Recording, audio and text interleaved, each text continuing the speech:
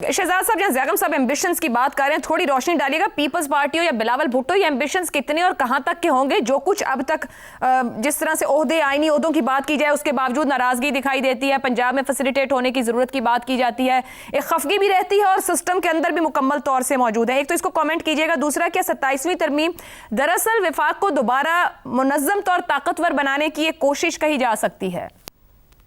आयशा, जब 26वीं तरमीम हुई थी तो क्या बिलावल भुट्टो, जो सुबह से लेकर रात तक और शाम तक और चक्कर लगाते लगाते अपनी जूतियां घसीटते रहे, वो क्या अपने ईमा पर, क्या पाकिस्तान पीपल्स पार्टी चाहती थी कि 26वीं तरमीम हो? क्या उनकी ख्वाहिश थी, या वो किसी और की ख्वाहिश पे अपनी जूतियां जो हैं उनको घसीट रहे थे?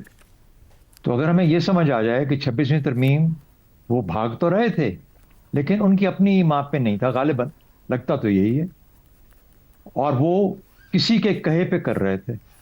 जरूरत थी, निजाम को जरूरत थी 26वीं तरमीम की, इसलिए 26वीं तरमीम हो गई और उन्होंने मौलाना को जाकर मनाया। तो अब मुझे ये बताइए कि क्या हम अगर उस नजरिए से देखें तो जो 27वीं तरमीम है, क्या इसकी भी कहीं जरूरत पड़ रही है और ये उसी का एक कंटिन्यूएशन हो सकती है? इसमें कोई शक नहीं कि पीएमएलएन ने भी 27वीं तरमीम का जिक्र किया और उन्होंने कहा एनएफसी अवार्ड की हद तक कि वफाक को एनएफसी अवार्ड के अंदर कुछ ना कुछ तरमीम करनी है। इसमें भी कोई शक नहीं कि जो 26वीं तरमीम के अंदर जो कवानीन और आइन के अंदर जो शिकें बनाई गई या ऐड की गई, उसके अंदर कुछ ऐसे झोल हैं जिनको कवर करना मकसूद है।